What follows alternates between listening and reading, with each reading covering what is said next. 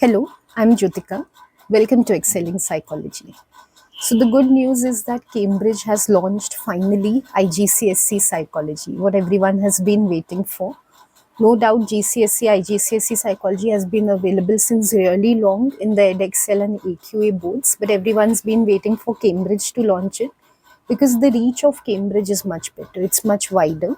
So now lots of more students across the world will be able to learn psychology at GCSE, and there's just so much aspiration for psychology in college nowadays. So it's good news for all of us. In today's class, I will be taking you through the first two subtopics which are there in the latest IGCSE psychology curriculum, that is processes of memory and features of a memory stored. Not only we learn these concepts, we'll also learn how to prepare them for the exam, and we'll actually practice some exam style questions. We don't have any past paper questions as of now because the course is just starting in August 2025. It's going to be first assessed in 2027. But we know what type of questions can come up from various topics. We have the specimen papers also. So accordingly, we will prepare. Before I start with the lesson, I would like to introduce you to myself and psychology in general because I know most of you are taking it for the first time. So, what you can expect from psychology and how you should approach it. Just a general overview on that, and then I'll come specifically to the lesson. If you're not interested in any of the introduction, you just want to start with the lesson, and including timestamps below, you can just skip into the video a little.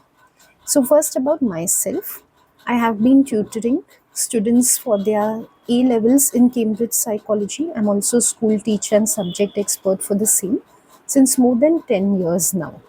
Also, I have taught students again for more than 10 years EdExcel, GCSE, AQA, GCSE, and IGCSE curricula.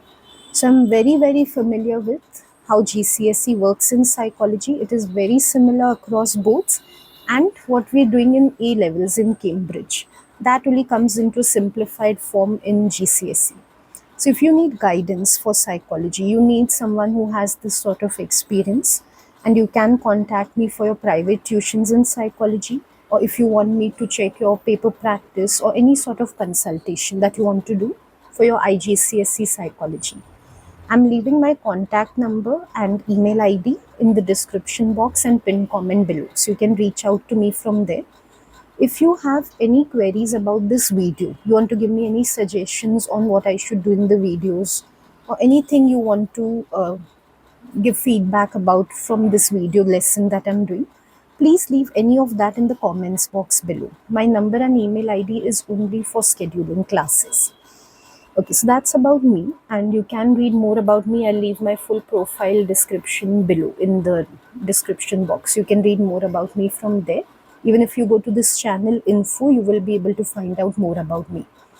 Coming to psychology, what you can expect as a GCSE student in psychology. Let's take it as I'll just clear off some myths and misconceptions that are there, because I'm sure from your senior students who are in A levels, you must be hearing a lot about psychology. So, as I dispel some myths, I will be able to explain to you exactly actually what you should expect from the course. The first myth about psychology is that it is just about reading and memorizing. It's called an essay subject. I don't know why. Of course, there are essays, but it's not all about essays. And so the notion is, that you just need to keep on reading the textbook repeatedly, try to memorize as much as you can, and then just put it down in the paper. That is very far from what psychology is. It sounds so terrible when you hear about it that way. It sounds so uninteresting. And then you come up with a related misconception that at college it's good because you get to do research work. In GCSE and A levels, it's just rote learning. Let me tell you, these ideas have come because many schools are not teaching psychology properly. So many teachers are taking this approach. They just keep on telling their students to read and rote learn. So students have come to form this belief that, oh, that is what it's about. They're not realizing that they are being taught incorrectly. In reality, psychology is all about practice. From the first lesson, you have to start preparing your notes and you have to practice exam style questions. So yes, it's not completely like maths, so you don't have always sums to solve, though you do have a few mathematical calculations that you have to do. But that does not mean it's all about just reading and memorizing. It's also about, very interestingly, looking at novel scenarios, applying knowledge that you've got from the textbook into real life situations. So that is what it is about. Most of it, in fact, is about that at the GCSE application of what you're learning. It's also about critical thinking. Whatever you're learning, analyzing that. What are the merits of what you're learning? What are the demerits of what you're learning? Of course, knowing content is a part of it. It's part of every subject, even of maths. But then you do a lot with the content. You use it further. You critically analyze it. So actually, it's very interesting. So don't make it so boring for yourself by coming to believe that it's just about parroting something from the textbook. It's definitely not that. And as we go through this lesson today ahead, you can take it as a sample of, okay, this is what preparation is for psychology always. And then you will feel very interested in it. Another misconception about psychology is that, related to this one, writing the exams is all about just mugging up things and putting down from memory. Actually, you need to have a lot of exam smarts, as we would call it, for doing well in psychology. You need to be able to differentiate between three assessment objectives that are there in psychology: description, evaluation, and application. You also need to be able to read questions correctly, how they are phrased, what is expected from you, how many marks are allotted according to that, how to phrase your answer. So there's a lot that goes into writing the exam. It's not as simple as it sounds. In fact, many students, they just rote learn, and no matter what is expected from a question, whether evaluation is expected or application, they just write whatever they've memorized from the book, and that's why they do very poorly in the exam. So in psychology, what is required is knowing how the exam works and therefore preparing for it right from the beginning. You cannot leave it till the end. It's a 2 years course. If you think that just a week before the exam I'll look at the past papers, and I've been reading all along, so I'll just write down the answers, a few answers, and I'll be ready for the exam. You'll be in a very bad shape by then. So don't do that. Make sure you, from the first lesson, like I'll show you in this lesson, start practicing for the exams. Get the hang of how to read the questions, how to approach them, and all. That's very important for scoring well in psychology. You can think of it as important as it is to learn the content and understand it. Equally, if not more important, is to know how to answer the questions in the exam. This is the number one reason why students don't do well even at the A levels, because they have not practiced enough and understood enough on how to approach the exams. Another thing you need to know is that you need to follow the syllabus to the T. Make sure you have the syllabus copy with you. You need to know very well which topics and subtopics are there. See, practically speaking, let's forget ideally what should happen.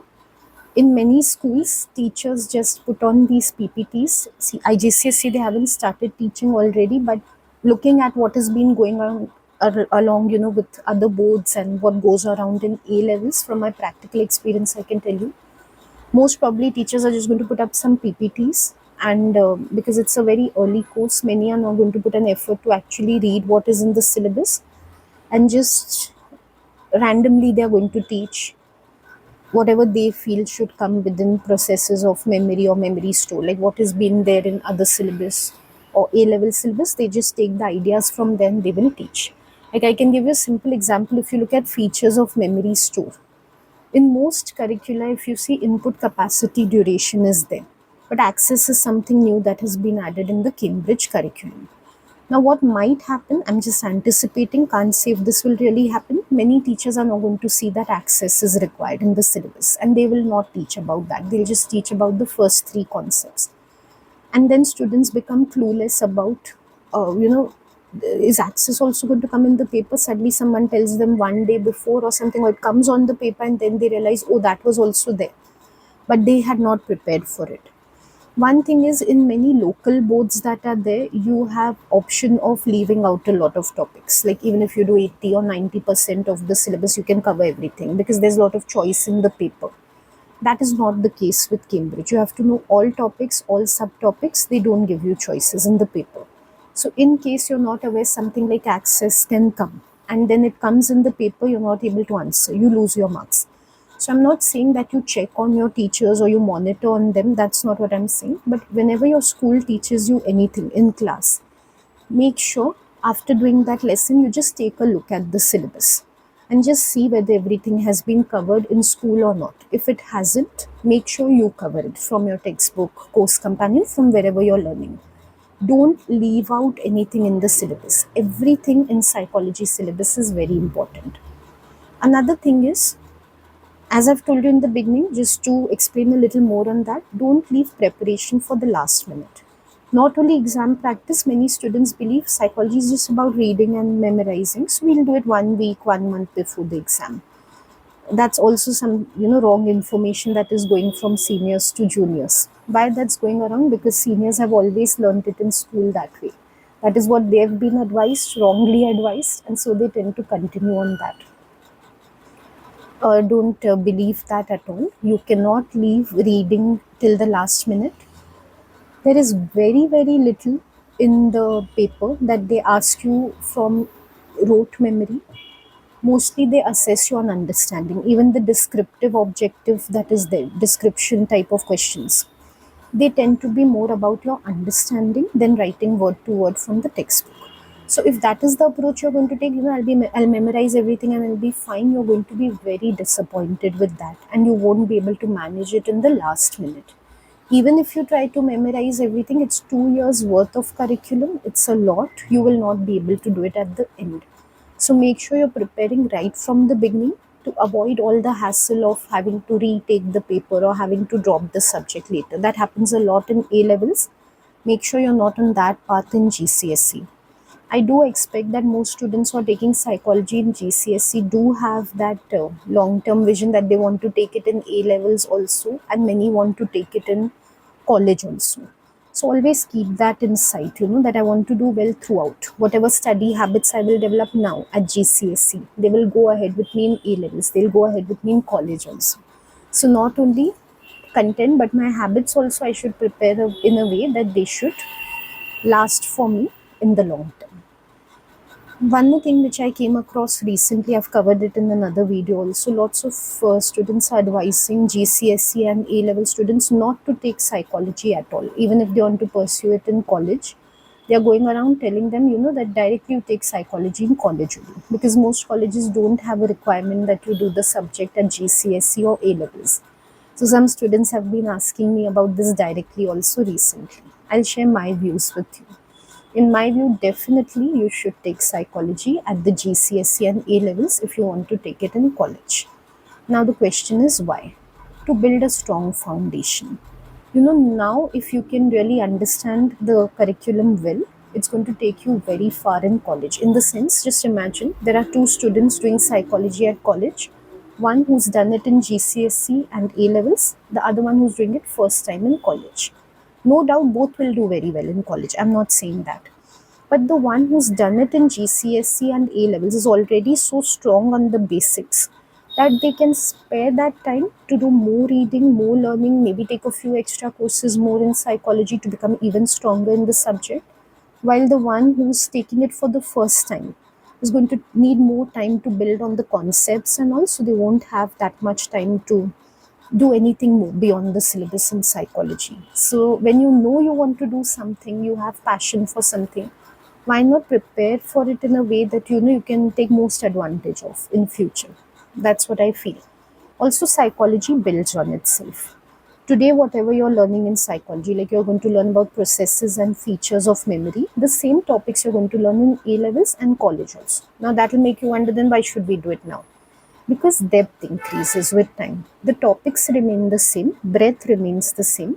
But today, what you're learning, for example, encoding, storage, retrieval, you learn it very basic. That makes the concept strong in you. In A levels, you learn more aspects about these. In college, you learn not only more aspects of these, you also learn about research work that has been done in the area, how you can do your research work in the area. So you just go deeper and deeper into the topics. Again, comes to the same thing which I said earlier. Imagine in college when you're going to take up one concept and you're going to learn it in depth. Do you really think the college professor is going to give that much time in clearing out the basics when they have to cover so much in that topic? No, you'll be left to yourself. Why not do it in GCSE and A levels only, so that you know already what the concept is and you can quickly and easily pick up the extra, the more depth that the college professor is offering you at that time, right? So it's wise to learn it from the beginning. Also, why this type of advice goes around, you need to be aware of that. Students are not learning properly at GCSE and A levels. They're doing all the wrong learning tactics, which I explained before.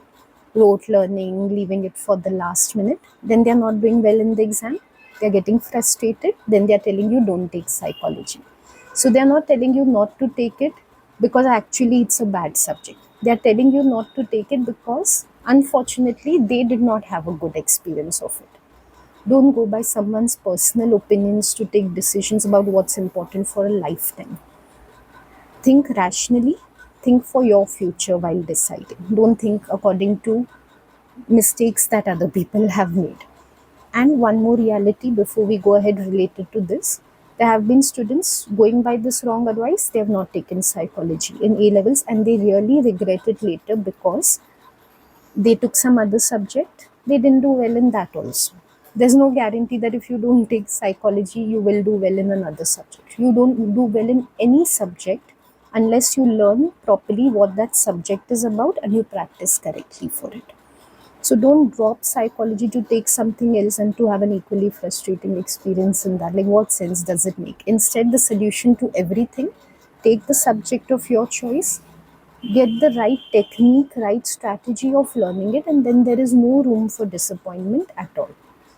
Another thing that I want to tell you is, for those of you who are aspiring for A levels, as I told you, I do believe most of you do want to take psychology in the long run. That's why you're taking it now.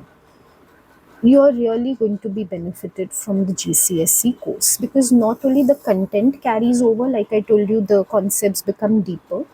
All the exam learning that you're going to do, actual practice you're going to do for the exam, you're really going to write exams. A levels exams have a lot of similarity with GCSE exams. Like I'll tell you, in psychology, there are three assessment objectives: description, application, evaluation. These same three are there in A levels also. There are 2, 4, 5, 6, 10 marker questions. Those are there in A levels also. So those short questions, long questions, scenario based questions, research methods, methodological concepts. What are they and how to apply them in novel situations? What are their strengths and weaknesses? Again, that is also there in A levels. Means not only the content tends to overlap, the way of writing the exams and preparing for them is also very similar, just more in depth in A levels. So when you want to take it only in A levels, that all this practice that you're going to do through GCSE is going to make it very easy for you to write the exams in the A levels. And of course in college also, because by the time you go to college, 4 years of being very good at, applying psychology also, critically thinking about it also, it's going to be a very big advantage. So not only for learning, also for practically exam writing, scoring marks in the exam, getting ahead in psychology, like being at the top. It's going to be very useful to do psychology at GCSE. Okay, so this is my general introduction to what it is, and I hope you'll benefit from it such that you will be able to do your course well, like right from the beginning. You make it easy for yourself by practicing in the correct manner. Having said all that, let's begin with the lesson. Okay, so now we come to processes of memory. As we go along, not only I'll explain the content to you, I will also keep giving you advice on how to prepare. Like, of course, right now, because we are not in an interactive class, only I'm talking to you. So I can actually write things and show you. But of course, this is not the teacher's work, this is the student's work. So this is what you should be doing when you are preparing. Most of you will buy the official course companion. I think it is by Professor Julia Roberts, and I think it's already available in the market. I'm having a few teacher chapters for it, like the teacher's copy. I think for students also it is available right now. So definitely you read the chapter thoroughly first, like you take one syllabus section at a time, you take processes of memory, you learn it, and then you make your notes for it. That is very important. Jot down what you have read. Don't just think that, oh, I've read it, now I know it well, and leave it aside. Don't take that approach. You can feel like you know a lot of things till you actually write it down, you won't be sure whether you know it or not. So when you write down, there are two purposes that are satisfied. One, you become sure that you really know what the concept is, because without looking also you're able to write about it. Second, whatever writing practice you do now, later it'll be useful to you, like for revision notes. When you come towards the exam, you can quickly browse these instead of the textbook for like a quick review of what you've learned. Lots of students, of course, purchase revision guides or borrow notes from someone else, or the teacher might give you. But your own written notes are the easiest for revision because you've written them yourself. You're very familiar with them. So when you have to revise just before the paper, you're able to very quickly go through them. So this is the best approach. When you write, your objective again should not be that I have to write exactly what I have learned in the textbook. Put it down in your words. Use good terms, but put it in your words and put it in short. Don't write every word down that you've learned about every concept. Like I'll give you a demonstration. Write very briefly so that you're able to check also that you know, and when it comes to before the exam, quickly you will be able to go through these notes. Now, what is encoding in memory? First of all, before that, what is memory itself? Memory is encoding, storage, and retrieval of information. So the concepts that we have to expand on below, actually that is what memory is about.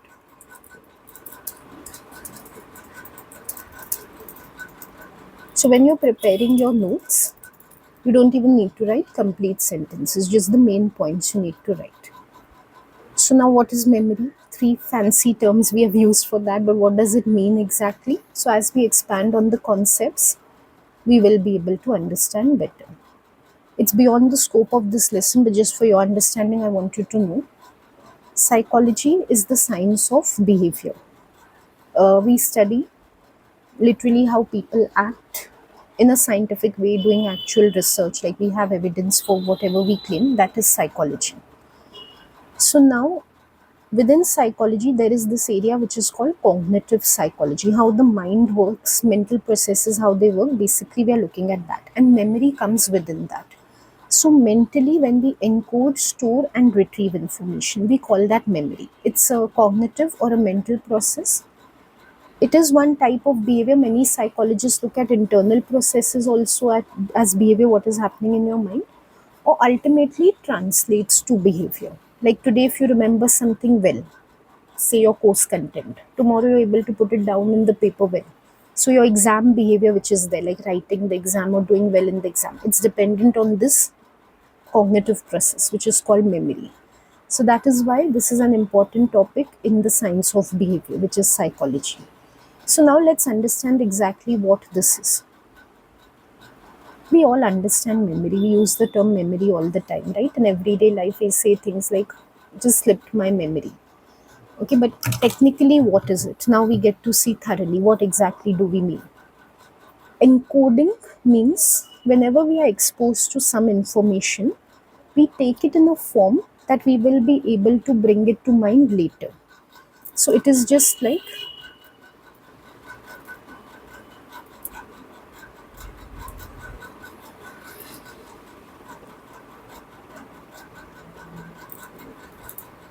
translating information into a form that can be kept in mind. You can think of it as, see, all the time information is coming to your senses. You have five sense organs: eyes, ears, nose, tongue, and skin. So you're able to see, hear, smell, taste, and touch things. That is the information that comes from the environment to you. Let's say, for example, a red car is passing by right now. Your eyes see the red car passing by. Can you put the red car into your head so that you remember later that the red car was passing? Maybe you want to tell your friends that was a really nice car. You want to tell them about it later. But can you put the whole car into your mind? You can put a vision of the car in your mind, like an image that has come into your eyes. You can place that in your mind. That is encoding, taking something from the environment into a form that will remain in your mind.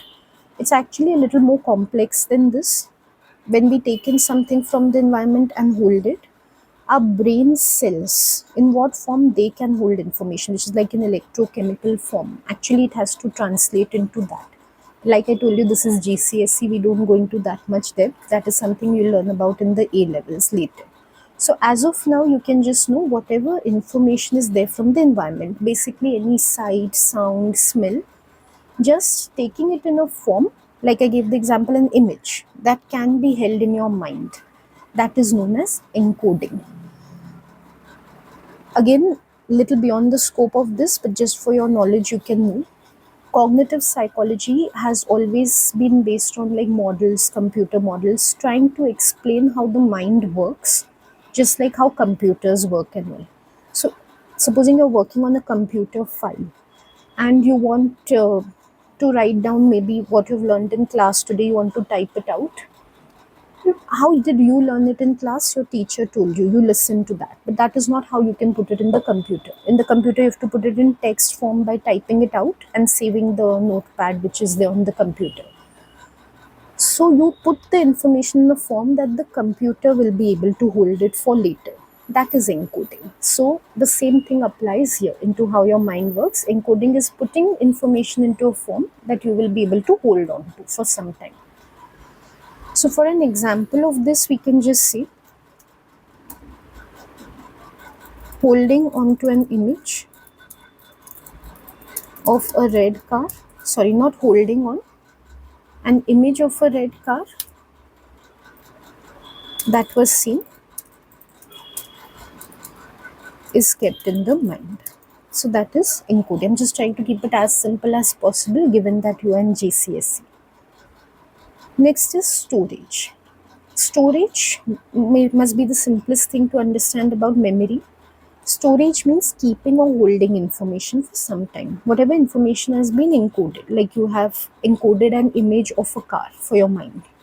Holding on to it for some time. Now that some time can be, say, 10 minutes. 10 minutes later, you want to talk to your friend about it. Can be one day. Tomorrow, you want to talk to your friend about it. So, for whatever amount of time it is required, you hold or keep that information. That is known as storage. So, keeping or holding information in mind for a period of time. What can be an example of this? Holding the image of the red car till it becomes a point of discussion. Okay, and finally, okay, again coming to the computer metaphor, how do you store something in the computer? Once you've typed the file, you press the save button. Once you press the save button, you know that file is going to be available in some folder of your computer till you want to open it next. So when you press the save button, you have stored the file. So in your mind also, like analogically or metaphorically, you can think there is a save button. When you press that save button, you have stored something or you have held something in your mind. Finally, there is retrieval. Retrieval is just recalling, remembering, or just bringing back to mind what you had stored earlier.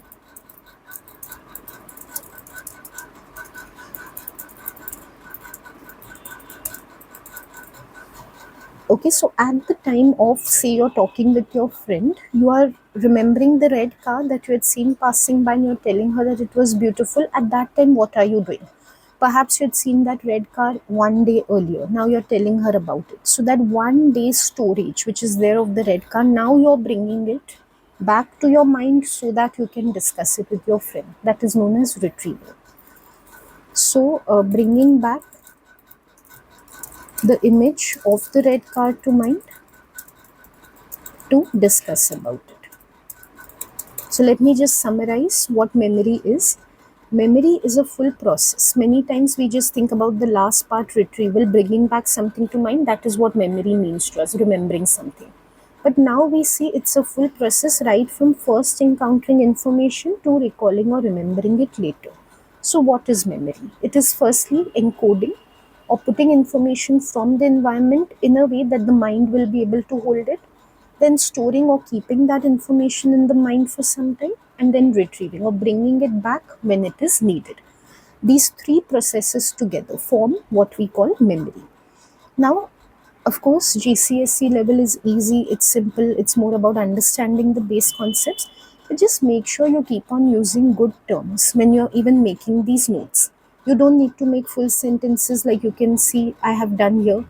You don't need to use fancy or complicated language. I'm sure whatever I've written is coming across as simple to you. But you use words like information, you keep like period of time, you use information like bringing back to mind, you keep on using the word mind. This, like which words to use, you can learn by reading your textbook. So yes, you should read your textbook thoroughly. What happens is sometimes students use very casual or loose language. They lose marks for that also. Mark scheme requirements in psychology are always to use good terminology. So if instead of say information, you say things, translating things into your mind, or instead of period of time, you say something like holding that information for some time, for a few days or something. Not very good way of writing. I know this is not an English class, but you don't write very informally or casually in psychology. That is a requirement. So these are not very heavy terms. Like I said, in GCSE, we are not expecting any big terms to be used, but good formal language when you're conveying information. Not language like things, this, that, and that SMS type of or WhatsApp type of lingo. Don't use that type of language when you're writing.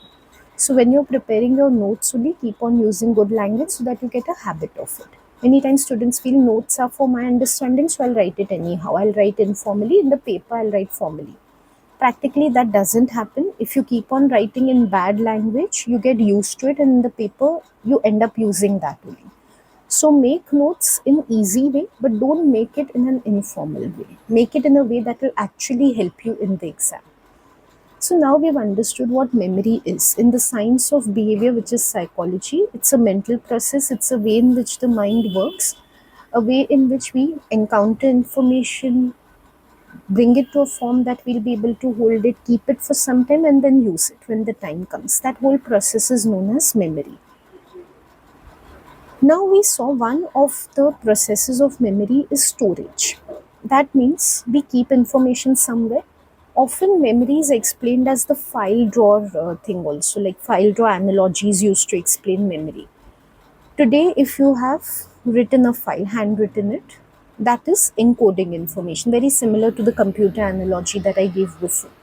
So you write down something on a piece of paper. Then you keep it in the drawer, that is storage. So the drawer is like a store of information because you've kept the file over there. And tomorrow, when say you need to learn from the file retrieval, you open the drawer and you remove the piece of paper from there. So often we understand memory this way. Memory is an abstract concept. It's not something concrete. In our head or in our brain, there's no one place which we point and say this is memory. It is a process, a mental process that we know it is there, we can't see it. It's not tangible. So when we talk of a memory store in humans, it's not literally a drawer that is there or a cupboard that is there, but you can think of it that way if it makes it easy for you to think that way. So there's this hypothetical store in our mind where we are keeping lot of information. That store, which is a part of the storage process, that has a number of features. So now we have to learn about those features. In the syllabus, they've asked us to learn 4 features of a memory store. This is actually helping us to build on to a very important topic that we are going to come to, multi-store model of memory. So these are some of the basic concepts we are learning so that we can understand that model. The first feature of a memory store, or where we keep information, one feature of that is input. What do we mean by input? Very similar to encoding. Putting in information into the store is known as input.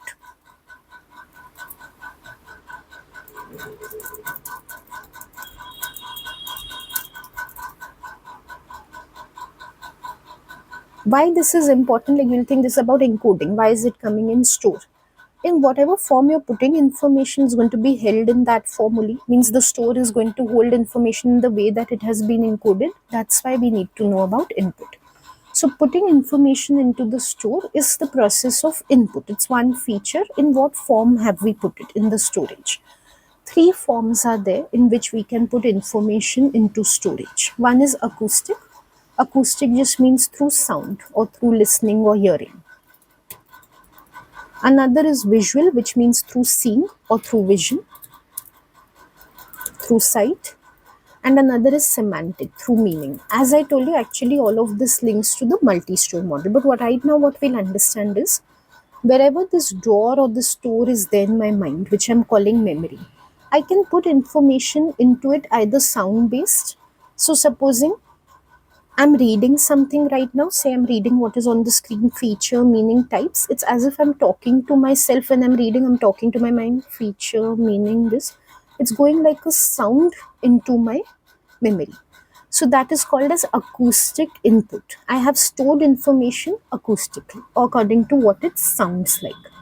Sometimes I hold information in the form of vision, sight. Like if I see a red car passing by right now, that image of the car, that photograph, mental photograph of the car, I can hold it in my storage. So that is known as visual input.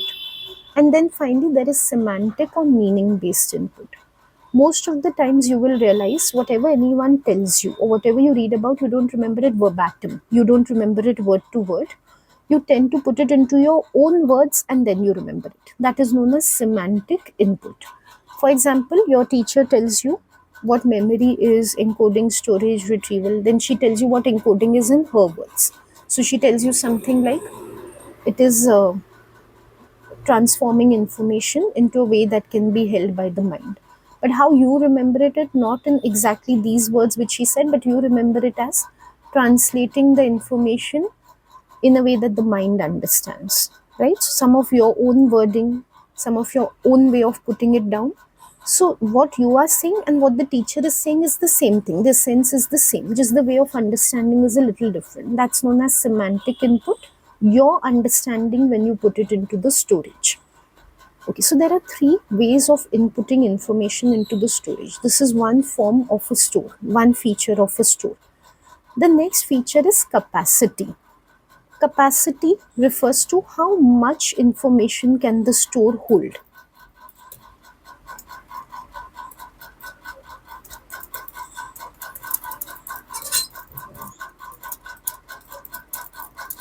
At this point, now you will know we have different storages of memory. Memory is not a single store. You learn more about this in the multi-store model. You can think of it as there are 2-3 different drawers in your mind.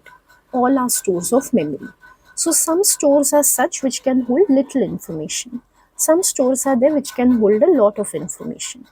Imagine that there are two drawers in your mind. One is a small drawer, one is a big drawer. This small drawer can hold only 7-8 pieces of information. But this big drawer, which is there, can hold 100-200 pieces of information. So that is known as capacity. How much information can be there. Now, we can hold very limited information, but we can, in some drawers, not in all, in those small drawers which are the small storages, we can hold less information. But there is a trick by which we can increase a little how much information can be stored. That trick is known as chunking. Again, to give a real life metaphor of it, supposing you have a physical drawer which has very less capacity, so you can't stuff in too much or too many things in that. So how you try to stuff in more? By maybe vacuum pouching everything that is there. So you really tighten everything together. You just stick things together so that you can stuff more into the drawer. Chunking is something like that. Supposing someone tells you something like, I'll just put it here. Just remember this number. They tell you this number is important. Just remember it's a number of digits together. 19871981. They tell you to remember this. Now your drawer is very small. Your memory store can't hold much information. This is like 8 digits. So you try to remember 1987, but then you're forgetting. Oh my god, I can't remember more than this. What if you remember this as 1987, 1981? Sounds like years, right? So although the person has not said these are years, but in your mind you think, okay, these are two different dates, like two different years. So let me remember 1987, 1981. Now it's easy to remember. Now I can remember both together. This is known as chunking. In the original form, the numbers were not grouped together. They were like all was a single unit. You've broken it down into two meaningful units, two different groups. Each has its own meaning. So it becomes easy for you to remember. This is known as chunking. Chunking increases the capacity of your store a little. Your store which can't hold much helps it to hold much. Like I said, it's akin to like packing things tightly together and stuffing. So it's like making groups of information and stuffing it into your memory store. So chunking just means forming groups of meaningful units or meaningful information to increase the capacity of a limited memory store. The next feature of a memory store is duration. By now, you know that there are multiple memory stores, there is not only one. So, of course, how you will define a memory store is by considering its different features. As we saw in terms of capacity, some memory stores can hold less information, some can hold more information. In the same way, some stores can hold information for a limited time, some stores can hold information for longer time. So, duration refers to the period for which information can be held in a store.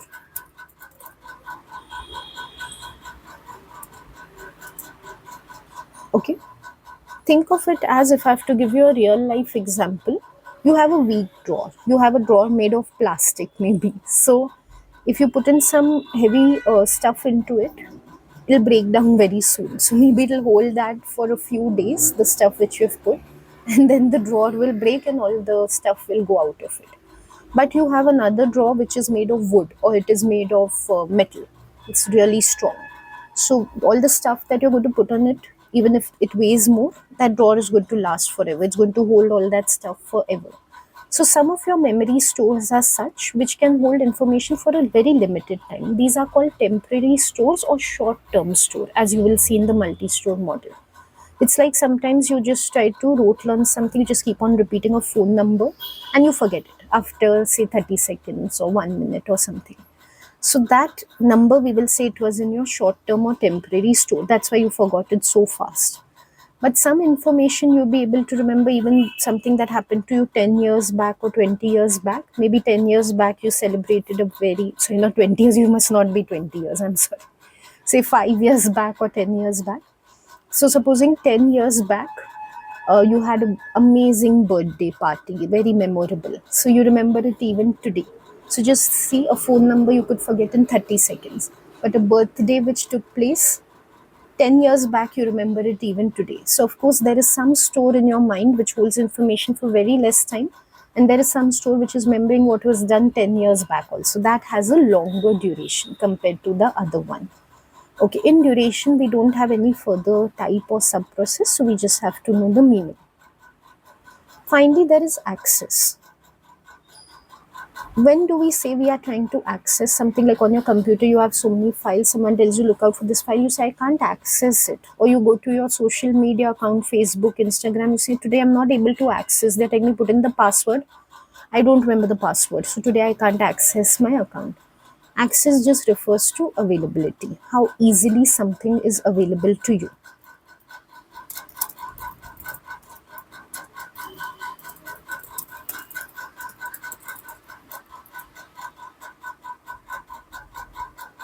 Sometimes information is very easily available, sometimes it is not easily available. Some of your memory stores are such from which you can retrieve, or I hope you start using words like retrieval now.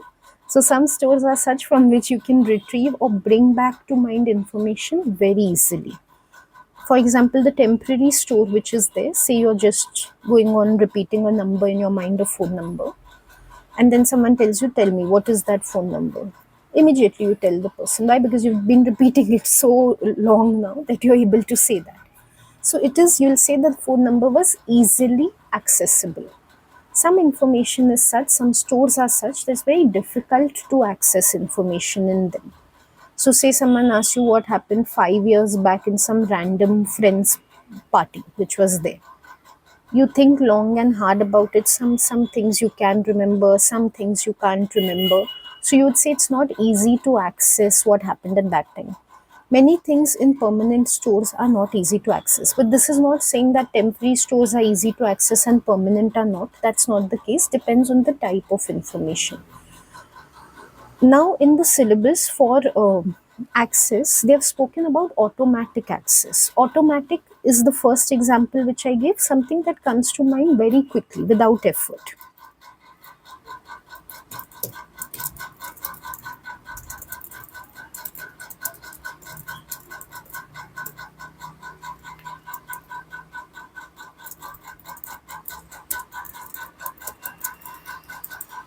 Okay, I'll give you a long term memory example of this also, or permanent memory example. If I tell you to ride your bike just now, or if I tell you to walk just now, swim just now, whichever skill you know, you'll be able to do it instantly. Like you just get into the pool and you're able to swim, or you're just able to get up from your chair and you're able to start walking.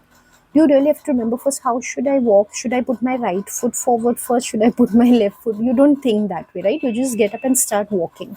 That is easily accessible information. At some point in life, you did learn how to walk, and that time you had to think a lot about how to walk. And that time, when you were practicing walking, after a few days, you used to think which foot to put forward, what to do. Today, you don't have to do that. Today, it's become automatic. No effort, you can remember what to do. So, that we'll say is automatic access. But some access is also effortful. Like the other example which I've given, something that happened few days back. Or another example can be some chapter which you learned long back. Now they're asking you in the exam. So you've not revised it recently. So you're thinking very hard about how to answer this question. That is effortful access. Bringing back information to mind requires lot of effort, very difficult. Okay, so now let us just quickly revise what are features of a memory store. Initially, we learned that memory is encoding, storing, and retrieving information. In that, the storage process which is there, it actually happens in a hypothetical store of memory. So there's actually like this little drawer in the mind which is storing information. In fact, there is not one drawer, there are multiple drawers, multiple stores are there in the mind in which we are holding information. So what is the difference between these stores, or how do we understand these stores? That is what we have seen in this topic. Firstly, we have to understand what type of information is going into a store. That is known as input. So it can be acoustic, hearing based information, visual, seeing based, or it can be semantic, understanding based. Next is, what is the capacity of the store? How much information can it hold? Some stores can hold very less information, some can hold a lot. Chunking can help those stores which can hold less information also to hold more of it. Chunking is just grouping together information so that becomes easy to hold more. Also, different stores have different durations for how long they can hold information. Some stores are such that can hold information for very less time, very temporarily. Some can hold it for long time, like on a permanent basis. Finally, the access of different stores is different. We saw after storage, we perform retrieval as a memory process. So, when we go into retrieval, whether the information that is there in the store will come out easily or not differs from store to store. From some stores, it comes out easily. So, we say it is automatic or easy to access.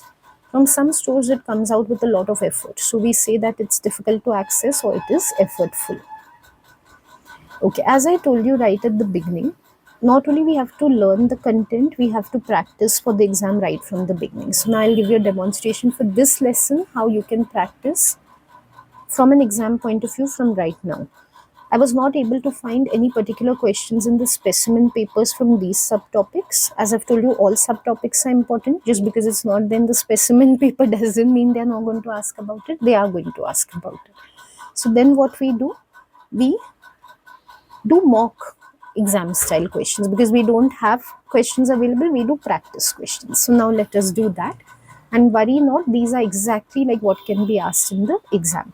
As we go along these questions, not only I'll give you the answers, I will explain to you how to answer these questions.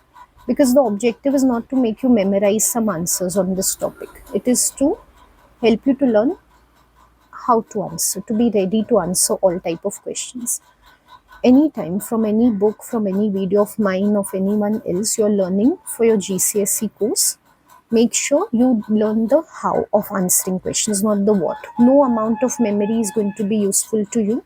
If you wrote learn answers for every topic, you should know right away They are going to change the way they formulate the question. Too many permutations are possible. They're going to change the type of scenarios they give you. So you're going to end up very disappointed. You'll say, I learned all these questions, not one of them was asked in the paper. But if you learn how to answer the questions, it won't matter. They change the wording, they change the scenario, the marks allotted. You will still be able to write answers very easily. So that is how the psychology paper is. You cannot by heart or rote learn a few answers and write. That will never work out. So always take it as a practice, not an end-all session. In the paper, multiple choice questions can come, selection-based questions. From whatever we have learned now, we just have to mark the correct answer. Typically, they give you a box, and in that you have to make this cross with your pencil. Therefore, 1 mark, like I told you, these questions, sometimes if 2 alternatives are correct or 3 are correct, they'll adjust the marks accordingly. They make it for 2 or 3 marks. Right now, we're just practicing, so I've not really put down the marks for these. We assume they're 1 mark and we prepare accordingly. Now you'll think of what is then how to practice MCQs. We just have to mark the correct answer. What I'll do is, as we mark the correct answers, I'll just explain to you why that answer is correct and why the other alternatives are not correct. Always practice your MCQs in this way, like I'm practicing now, because most MCQs are reasoning based in psychology. So if you learn how to think about the alternatives, how to decide whether an alternative is right or wrong, then you'll be on the right track, because based on your understanding you'll be answering, not based on rote learning. So let's see the first question. Which of the following best describes acoustic encoding and memory processing? We just learned about acoustic input. I told you input is encoding, so here the word used is acoustic encoding. Let's see the options given. The first option is storing information based on visual characteristics. Now we do know the right answer, but still for good practice, let's consider why is this not the right alternative. Visual characteristics was about visual input or visual encoding, so definitely that's not acoustic encoding. Organizing information according to sound patterns. Yes, we had learned acoustic is about sound patterns, anything to do with sound, hearing or listening. So yes. Still, because we are in practice, we will mark this as the right answer, but we'll still see the other alternatives. One more thing you'll realize, as we are seeing the other alternatives, we are revising the other things also that we have learned. So we are going beyond acoustic encoding, and we are just bringing, like refreshing all the other concepts, the visual encoding which we had learned. So it's helping us to do a nice revision of the chapter as well. Retaining information based on meaningful associations. No, that was semantic encoding. So that's not right. Processing sensory input through tactile feedback. Tactile means touch based. That was not in any of the input that we learned. So definitely no. This was neither visual nor acoustic nor semantic. Let's look at the next question. What is the primary advantage of chunking information in memory? It's like, why do we do chunking? First, it extends the duration of memory retention. Duration was how long we hold information. So grouping together or chunking, does it help us to remember for longer? No, that was not the case. So this is wrong. Let's look at the next one. It converts multiple items into a single, more manageable unit. Yes, that is what we had learned, that we will be able to combine information and make it more manageable, in the sense we'll be able to hold more of it. So yes, this is correct. It ensures information is encoded semantically. Does grouping information together help us to like put it in our own words and remember it as such? No, that was not the case. It accelerates the retrieval process. If I have chunked information at the time of bringing back to mind or remembering, that's retrieval. At that time, I'm able to bring information faster to my mind. No, that was not the case. So this is also wrong. As we keep on ruling out other alternatives, we also learn why, like we make our concept stronger. Like we learn why, okay, chunking was only about capacity, why it was not about duration, why it was not about retrieval. So not only it helps us to revise the other concepts, it makes the existing concept, like in this case chunking, even stronger in mind. So again, a practice session can go beyond just getting the right answers. It can also be about strengthening the content in mind. Let's look at the next question. Which memory process involves making information available for future years after it has been encoding? Okay, so we want to make sure that that information which we've put into mind, it should be available later. Is it retrieval? No, retrieval was about bringing back information at the time we needed, and here they're talking about available for future use. So no, it's in fact bringing past information back to mind. Storage, yes, when we want to keep something or hold something for future use, we do storage. So yes, that's the right one. Input processing was about the form, like visual, semantic, etc., in which we keep information, nothing to do with holding it for future use. It's just about the form. So no.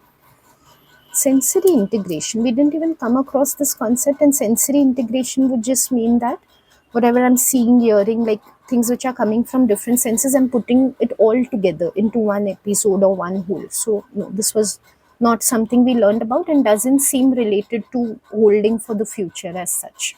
So storage is the correct answer. Let's look at the next question. What distinguishes duration of sensory memory from long-term memory? Okay, this question has come in accidentally. I'll just remove that. We haven't done multi-store model, so we don't know about sensory and long-term memory as of now. I apologize for that one. Okay, next is what determines how easily stored information can be accessed from memory. Okay, in the last part we learned about access. Access is availability, how easily information will be available to mind. What can determine that? The strength of the original sensory input, how strongly that information came in front of our eyes or it came to our ears or something. We didn't see anything related to that, like that will help us to bring it to back to mind easily later. No, so that was not the case. Whether it was encoded acoustically or visually, encoding we saw is just about putting information to mind. It was not about accessing it or retrieving it later. So again, no. The automaticity of the retrieval process. Yes, we saw that some access can be automatic. It can require minimum effort, and some access can be effortful. It can require too much effort. So this makes sense. Automaticity is correct. The type of memory store being accessed. We haven't learned about memory stores yet, but whatever we saw, like implications of there is a temporary store and a permanent store, that was not related to access. Like I mentioned that time also, doesn't matter whether the information is in temporary or permanent store, rather it is the effort required which determines access. So no, this is also not right. So automaticity is the correct answer. These are the multiple choice type of questions which can come in the paper. Sometimes multiple choice questions can be very direct, like the third question which we saw here. Just you have to name a process, but most of the time they are reasoning based, like we saw the other questions. They want to check whether you've understood or not. So that is why that whole process of considering what's the right alternative and ruling out other things can become very helpful to you. Okay, now very importantly, we have application questions, which are the easiest, most scoring, and students make the most mistakes in these. Like they let go of marks which they can get easily. So let's look at some of them. Application questions are those in which whatever you've learned, in our case, whatever we learned initially, we have to be able to apply it to an actual situation, like a real life situation that's taking place, using that knowledge to understand what is happening or to give some suggestions on how some improvements can be made or some intervention can be done. If you want me to make a dedicated video on assessment objectives at GCSE or command terms, phrasing, marks allotted, mark scheme requirements, let me know in the comments box below. Because today we are practicing for a very specific topic, I can't get too much into the details of those things. So as required for these questions, I can give you advice, but if you want thorough exam advice, you can let me know.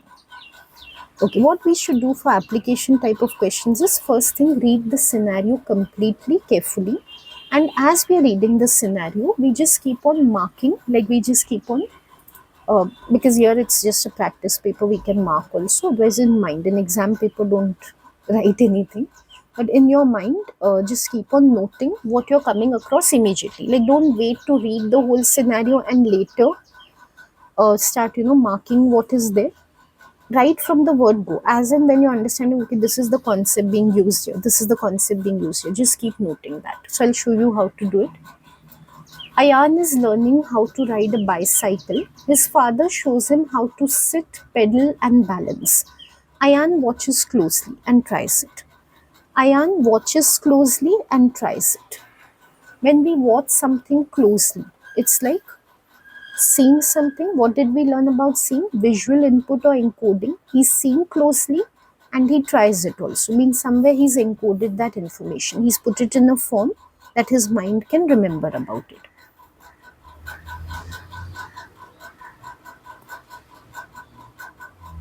Okay, my pen is not working, so I'll just note it in a different font here.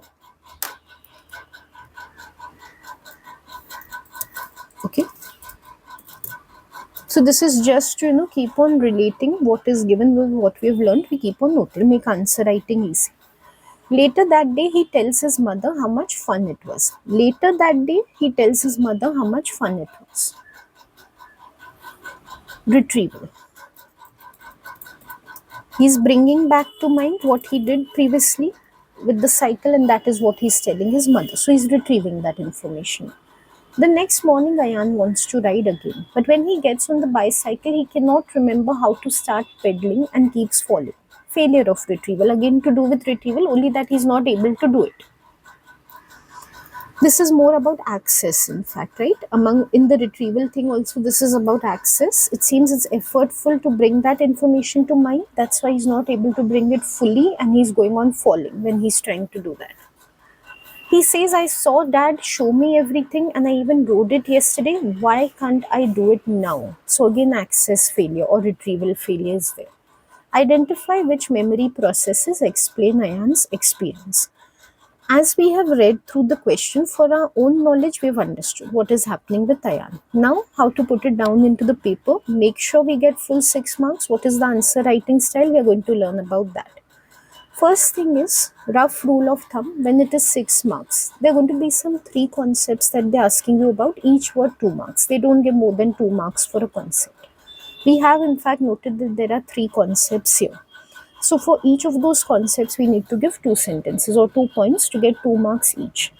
Now the question is which points we have to give. We have to give the meaning of each concept and relate where in this situation this concept is being seen. For example, what is encoding, and in Ayan's case, how is encoding taking place. Same thing we repeat for retrieval. What is retrieval? In Ayan's case, how is retrieval taking place? Finally, access. What is it? And in Ayan's case, what is happening with access? 6 sentences or 6 points, which will get us 6 marks. Where we can lose marks in these type of questions is either we did not get the processes right to begin with. Instead of retrieval, I said encoding or storage. That will be wrong. Or I have just defined in general, this is the biggest mistake, but I have not related it with Ayan in any way. So I have just said, okay, this is encoding, storage, retrieval. How is it applying to Ayan? Why is it being seen in Ayan's case? I don't talk about that. So I just get at the most 3 marks. I don't get full 6 marks. These type of questions have 2 assessment objectives. AO1 description, AO2 application. In the description part, we give the definitions which we have learned. In the application part, those definitions we apply to show we are understanding Ayan's situation through those definitions. In the psychology GCSE paper, you never write in bullet points. You write in proper paragraphs, proper essay format. Okay, so just see how I'm writing and take a clue from there. One memory process is encoding. Don't give lengthy definitions, give simple definitions, because your main focus is AO2, applying to Ayan. In the question you see, explain Ayan's experience. So just give a very brief definition and quickly come to linking it to Ayan. Transforming information to hold it in mind or to hold it. In Ayan's case, he closely watches how his father sits, pedals, and balances on the bike,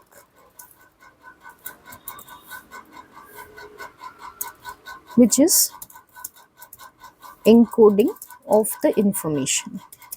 Alternatively, you could also say input or visual input. The explanation will remain the same and it will be marked as correct. Visual input is a form of encoding only. What I want you to notice, First, I have identified the process. So first I directly address the question of identify. I have pinpointed that C process is encoding. Next, I have defined it very briefly. That meets the AO1 description objective. Next, AO2 application objective by relating it to ION.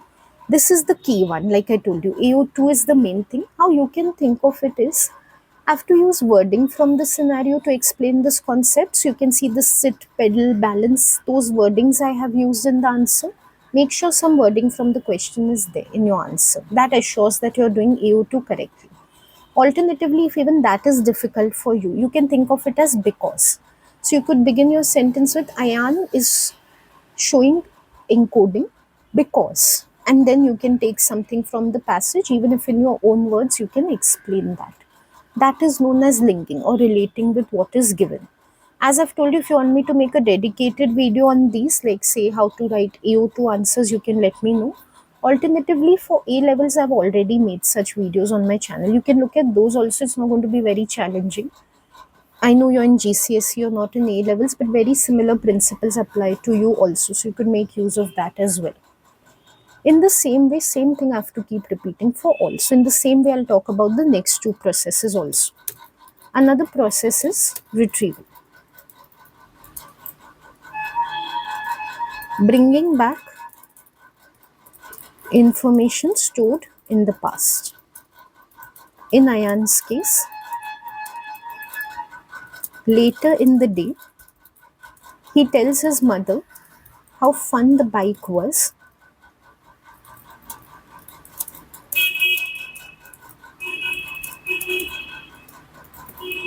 showing retrieval. Right? So, in the same way, first I just explained briefly what is retrieval and then I showed how Ayan is showing retrieval. Finally, another process is access.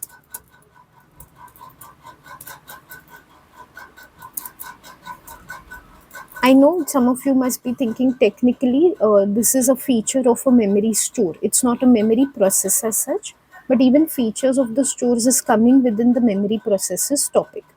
Still, if you feel you don't want to use the word access, you want to strictly use a word from processes, again you can call it retrieval. They have not told you that you have to give 3 memory processes. You can call it retrieval only, and you can say retrieval is also seen in the case of, and you can explain to it that way, which is ease of bringing information to mind.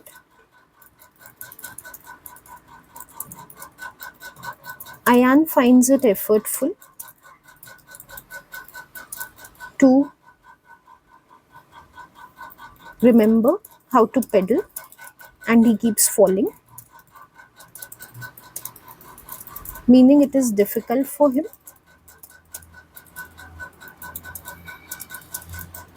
to access information of how to ride a bike.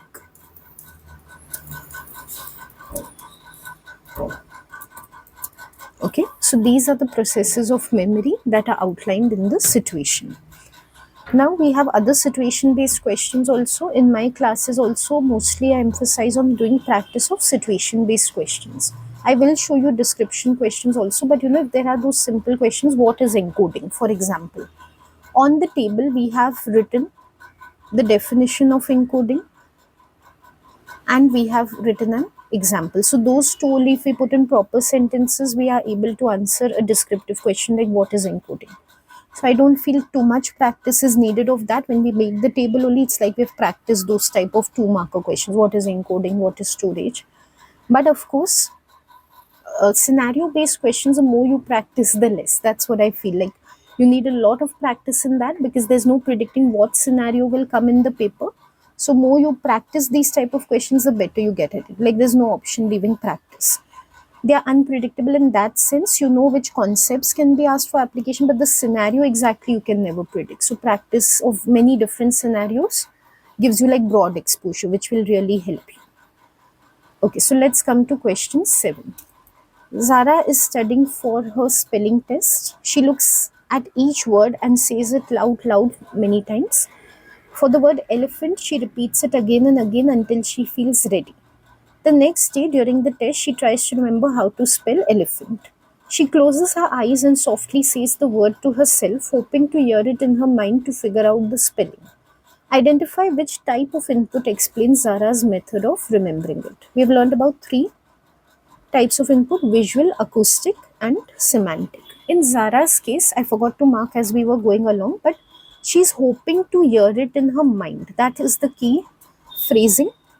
Hear it in her mind. Acoustic, right? We learned that sound based. If I'm trying to, I've given you the example also, I'm trying to say something mentally and remember it. Acoustic, hearing encoding. That is what she's trying to do. So again, like the previous question, we'll just briefly describe what acoustic encoding is, and then we will relate it to how Zara is using that. Not much to advise you here. Whatever I said for the previous question, same thing we have to apply here. Identify. So directly first I'll name what the process is or what the type is. Zara is using acoustic input, which is encoding information in sound form. She softly says the word elephant to herself so that she can hear its sound in her mind, suggesting acoustic encoding.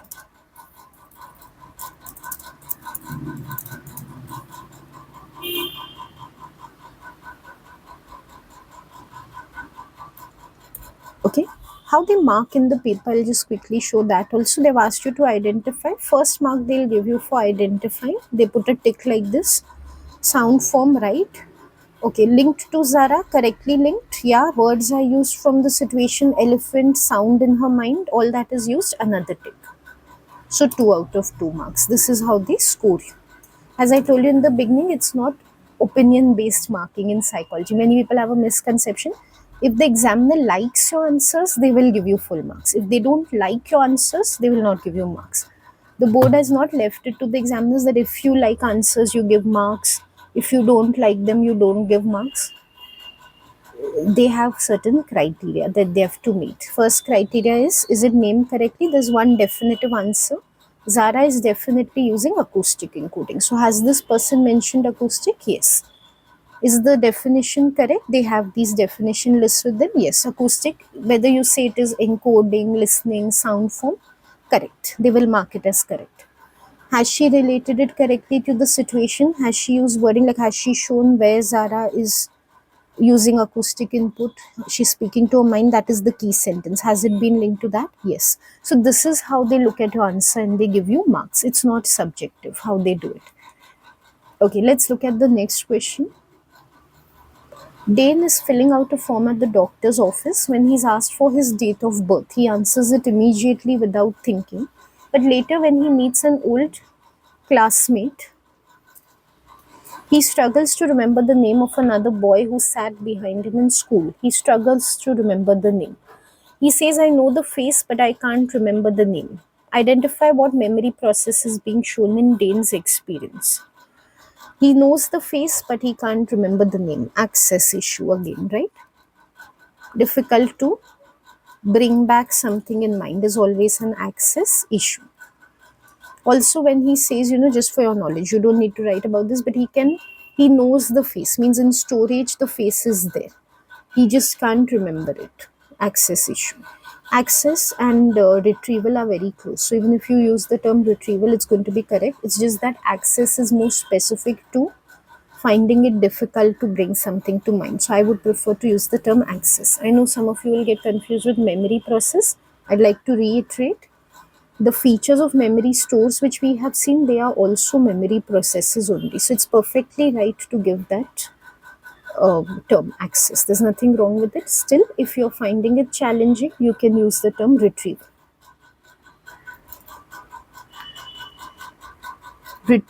Access is the memory process shown in Dane's experience.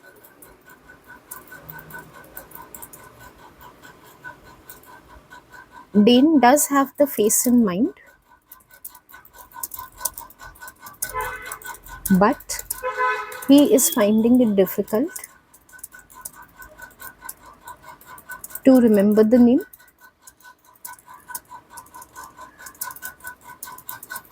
showing effortful access. Also, I forgot to define access is the memory process shown in experience, which refers to ease of availability of information in a store.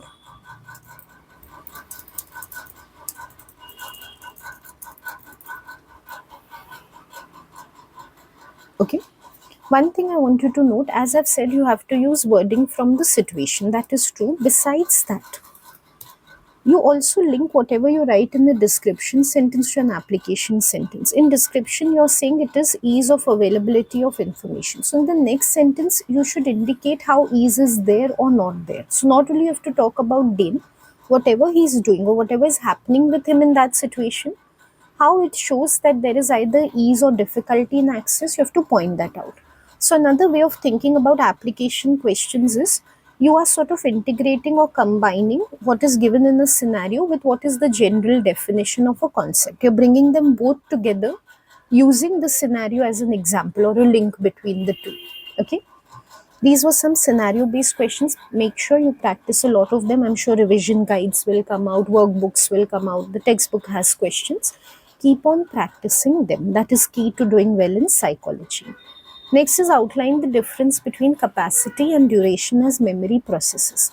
I have deliberately taken this question for the description one because, like I told you, I could have taken questions like what is capacity, what is duration. But in those questions, you just take the definition from the table, example from the table, that's it. You don't need to change anything. Difference question is something that you need to think about before writing. Difference or comparison. Sometimes instead of the wording being outlined the difference, they could just say compare the capacity and duration as memory process, or they could say contrast capacity and duration. No matter how they put it, whenever difference is implicated in the question, you make sure that the comparison is on the same parameter, on the same feature. Okay, so if in terms of capacity, you're saying something like how much information can be held, duration, you say how long information can be held. It should not be when it comes to capacity, you say something like some stores can hold less information, some can hold more. And in duration, you say how long information is held. If you're talking about more or less in capacity, in duration also you talk about more or less. The comparison standard should be the same for both the concepts. So difference questions are to be attempted like this.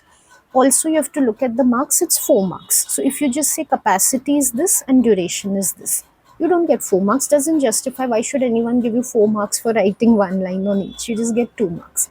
So you extend that further with an example. That's the best way. You could give some detail also. Actually, this is premature. We have to look at multi-store model. In that, you learn more about capacity and duration. So if these type of questions come, you'll be able to take something from there also in the paper. But right now, we haven't done that. So with from how much we've done, the best thing is to give example. When you do multi-store model, you will also learn about short-term memory, what capacity and duration it has, long-term memory, what capacity and duration it has. So you'll be able to take some of that also to elaborate on your answers. Right now, we just elaborate with examples. What I want you to know is definitely the difference should be on definition first, but keeping the same parameter. And the next point, to justify 4 marks, can be any example or detail. That is how you should phrase. A very good smart strategy of answering different questions is to use the term whereas or while or something like that. Those comparative terms which you have in English, use those. Your answer should not look like it is standalone. Like capacity is a separate definition and example, duration is a separate definition and example. It should look like you're actually keeping both on the same pedestal. So then make sure you're using comparative terms to write the answer. I'll show you how. You could start something like this. While capacity refers to the amount of information that can be held in a memory store, duration refers to the period of time for which information can be held.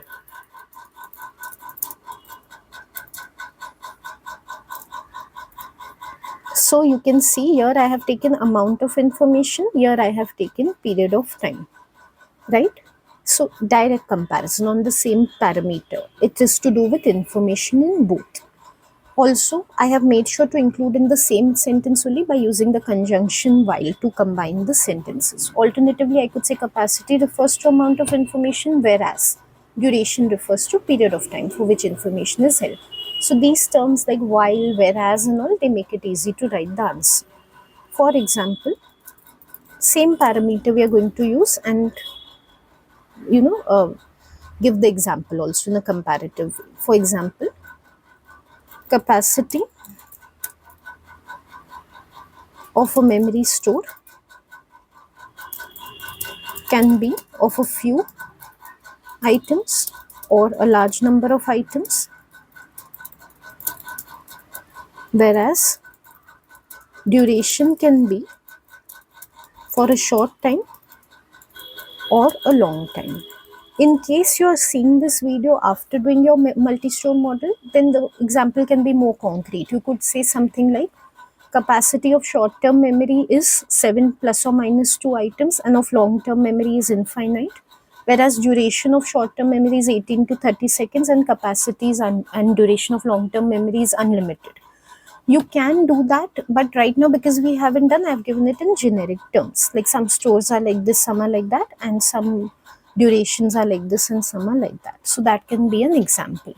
Example you can see is of the same point as the definition was, and it is also comparing on a common criterion. That is important. If for example blindly I would have taken what is on the table like chunking, so in the example I say in capacity chunking can be done, but in duration then I don't know what to say because there was no parallel of the chunking concept in duration.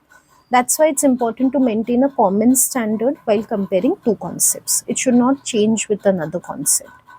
So that is it for this lesson. This is the first two sections that you need to practice for the paper. As such, this much practice tends to be enough. I haven't done any EO3 question because there's no evaluation in these sections, no strengths and weaknesses. This much practice tends to be enough if you've understood your concepts well. If you're not able to answer the questions correctly, that means you need a lot more practice. So till you get your concepts well, you should just keep on taking more and more questions and keep on answering them. I hope this lesson has been useful to you, and I'll try to prepare more IGCSE videos like this. If you need something else about IGCSE, like I told you, you want to know more about exam preparation or something specific about it, like what are the mark scheme requirements exactly, you want an overview of the paper, totally how many marks are there, how to allocate your time, and how much time to give to each question as such, what type of video you would like to see, you can let me know in the comments box below. The course is very new, we just have a few topics content wise now. Of course, syllabus and which studies are then everything we are having right now, but more and more we will discover as time keeps going on. So then better and better we'll be able to get into the course. But I hope as a preliminary lesson, to understand generally what are the requirements of the course and to understand how to approach a few different types of questions and how to prepare, this lesson has been useful to you. So with that in mind, I will want to see you very soon again. Keep practicing, keep enjoying learning psychology, and until next time then, goodbye.